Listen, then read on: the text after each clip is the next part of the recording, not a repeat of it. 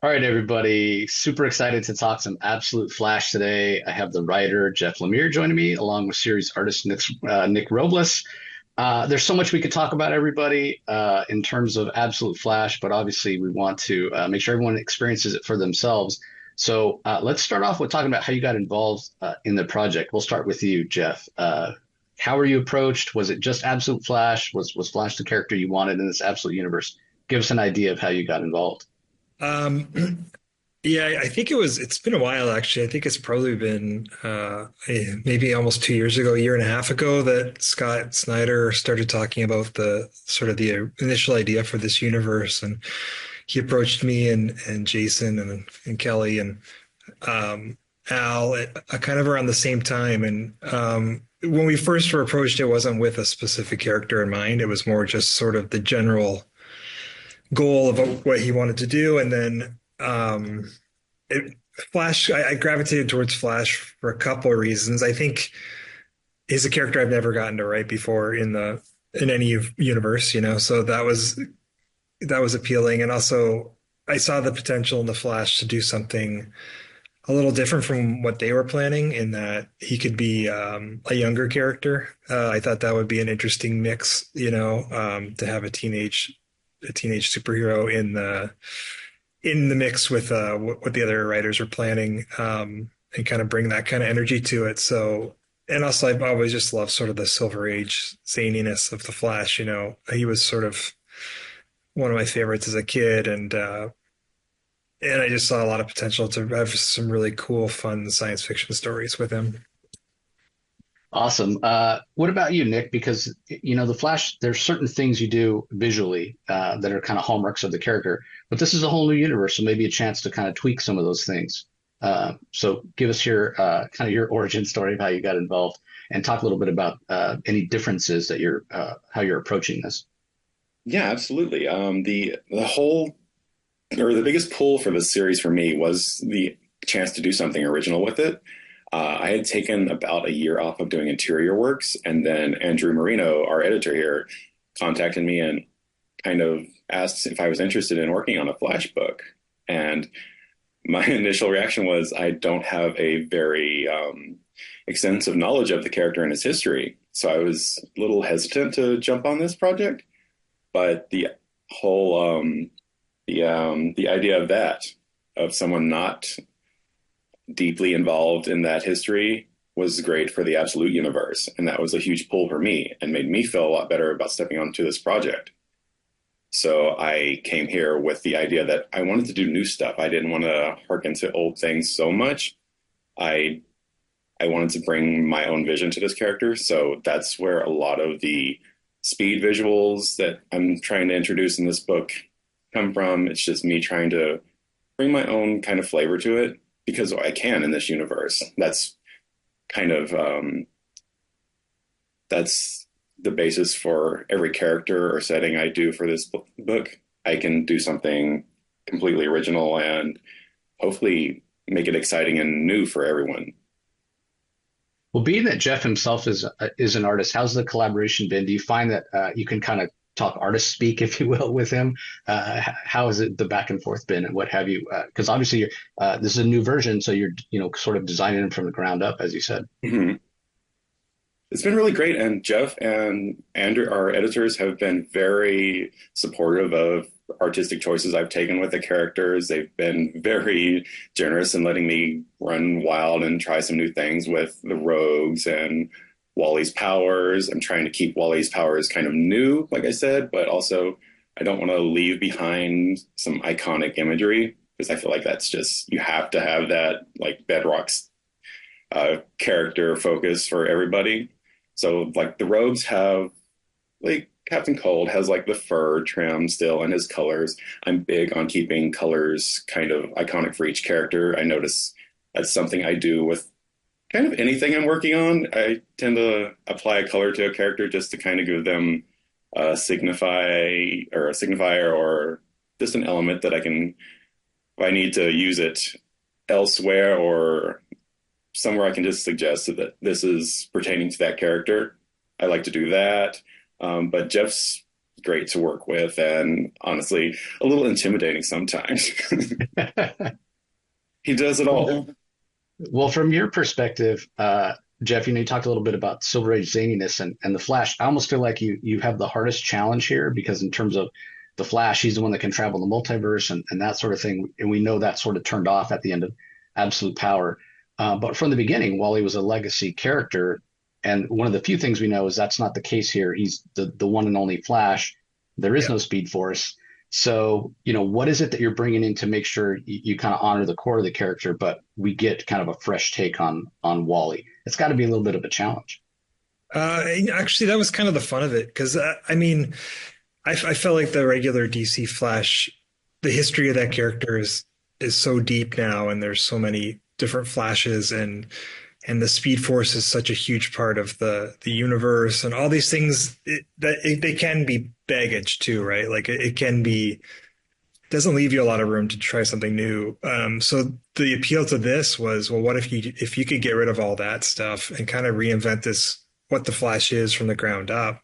He doesn't have to just be the guy who runs fast. The powers don't actually need to be just super speed. We're going to explore a whole different power set for Wally, which is sort of hinted at in the first 2 or 3 issues. And then we'll get deeper into it as the series unfolds. But so, I mean, in terms of that, I kind of liked that he was the only Flash, and that's sort of the core of this character, and sort of the conceit of this universe is that all these heroes that we see, Batman, Superman, Wonder Woman, they're kind of underdogs and they're kind of isolated. And so taking away the legacy aspect really worked in my favor in that regards, to have this kid who's, the same age as my son, and he's only 15 and has these really terrifying things happening to his body and to his world, and then you kind of put the reader in his headspace and kind of experience that all this stuff as it's happening to him, where it's really new and scary and mysterious, and taking away all the backstory and all the legacy and the crutch that if there's another Flash to talk to and get answers from, taking all that away just made that more powerful for me. So I really just sort of leaned into that, and that's kind of the core of the whole book, really. It's so interesting too, because more than any other Flash character, and maybe on a very short list of DC characters, Wally West has really gone through an evolution, as a character, from the kid sidekick of Barry to, coming out of Crisis with that 87 series where he couldn't run that fast. And, we found out it was kind of a mental thing, to now, in the main universe, a father with children and married and what have you. Yeah. Taking him back to the beginning like this, and the fact that he has such a sort of a rabid fan base. I mean, he's beloved. You feel any pressure, or is it more you're just kind of excited to see what that fan base's reaction is to this version of the character? Well, I never felt pressure for this, because in my mind it was always like the Wally West that everyone loves and knows, and that history, they can still read that in the regular DC universe. So there's really no risk, that still exists. We're not erasing that or stepping on it, So if you think of it that way, it's very freeing. Like, that exists, they can enjoy that version. Let's do something different, and if you like it, great. If not, you can go read the other one again. So it really, I didn't feel any pressure, because I do love the character too. So I knew I was coming at it from a place of respect and love of the character. I'm not, just throwing out everything that, Wally West, just for the sake of like being contrary or whatever. I do love the character, but I really felt for me to do my best work on the book, I needed the freedom to kind of be free of all that baggage and not worry about that stuff. You can't really worry about fans' expectations, because you talk to 10 different fans, you get 10 different things that they want. You can't, right. Yeah. At the end of the day, you just got to do something you really love and hope that your enjoyment and the work that you're doing comes through. Yeah, one of the things about the Absolute Universe, kind of as a whole, Nick, is this idea of, like Jeff said, the characters being underdogs, it being a little bit of a darker world. So in addition to making sure you pay homage with some of these sort of classic illustrations of the way speed is being used, is there anything you're doing to kind of signify, hey, this is a little bit of a different universe. They are kind of, the underdogs and what have you. because we've seen in some of the other books, it's not necessarily a color palette that makes it feel dark, but there's like a sense of menace, if you will, to the world. Mhm. I feel like that's kind of where I lean artistically sometimes, so it kind of comes a little naturally. Mm. But I think with Wally being a teenager, it also has this angsty, just emotional drama that's following him and kind of just cloaking him in the stress of growing up and the stress of dealing with powers. And it's something we can all identify with. And like his world gets dark and he will have menacing things around him. I mean, he needs enemies and rogues and what have you. But I find myself just very interested in the, I guess, the mental health struggles and just that kind of element that Wally is going through. And it's mixed with teenage angst and growing up as well. So it's very familiar to a lot of people, I think. So I think we've got a few different tones of the darkness kind of floating around this world. And that's been really fun for me to kind of identify with a lot. Just even with some of the panic attacks with Wally's having in this first issue, I kind of grew up with that as a major problem. So it's really nice to see yourself in a character, which helps drawing him as well. I can pull from my own experiences with that. I mean, I can't run away from stuff like he can, but Yeah. it didn't stop me from trying. Yeah, it's interesting that you. Sorry. Go ahead. Go ahead. I was going to say, I think, the sort of that darkness you talked about for us, I always, for me, the Flash always felt like a very bright character, emotionally and his world. And I didn't want to lose that. And I think this is not really a grim and gritty dark book. It's more of an emotional weight, like Nick said. Yeah. It's that's there. It's kind of, we weren't given any sort of mandate of what our book needs to feel like, or that the world needs to feel dark or grim or anything like that. I think it was really up to us to interpret all this stuff how we wanted and kind of make our book stand alone. And so I think it's still, for me, the book still feels very bright. Like it mostly always takes place during the day. I think all the issues and his costumes and his power set is very bright visually. And yeah, it's more of that emotional weight of growing up and dealing with anxiety and things that are sort of, I guess, the darkness that we're dealing with. Yeah. Yeah, it's interesting. It's interesting that you use that word emotion, because that was going to be my next question. We do see in the first issue, you kind of mentioned the panic attacks, obviously the age, which I think is relatable, as you said, when you're in that high school age and it feels like the end of the world, and then later in adulthood, you look back and go, well, wasn't that problem really that big? Excuse me. But the other aspect of that is that the thing visually in the first issue that what was really great was the balance between the action and the emotional beats. So, visually as an artist, do you enjoy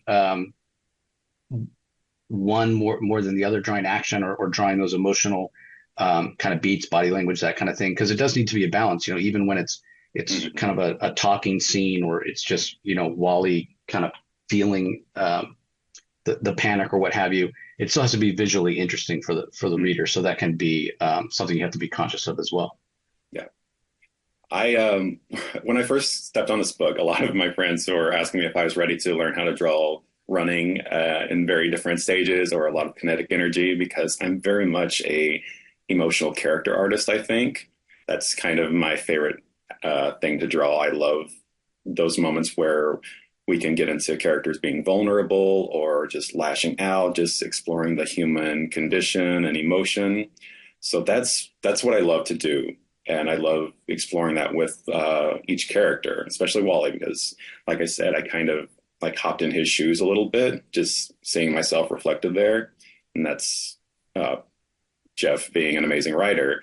And then, as you asked about the action of the book, I knew that was going to be a huge learning experience and learning curve for me, and it has been. But it's been a really good thing and a really fun thing for me, because I'm not asked to do that too often, and that was another pull for this book. It was going to stretch some new muscles, and I was going to have to figure out some new avenues of my art process, and just coming out a book that is obviously going to be very kinetic and action packed, and that's not usually what I run to. But this one was just, it was too good to pass up, and I'm having a lot of fun figuring that out and learning on the go. Well, it's interesting trying so many new things in a breath of fresh air for this version of Wally. Having you doing some of these things for the first time, I like that synergy. You know, Do probably too. yeah, it probably really makes for great visuals. Kind of the same question for you, Jeff. You know, I've said very recently on the podcast actually that I think you're the best at emotional beats and conveying emotion for characters. You know, your Boom series is very much that. But you do want to make sure there's action. So are you conscious of that balance as well as you're kind of letting this new version of Wally come of age? Yeah, I think it kind of happens naturally because a lot of the action really comes from the emotional stuff he's going through. They kind of play off each other really well. So it's very easy, not easy, but it's really easy within each issue to kind of, like you said, kind of balance the issue.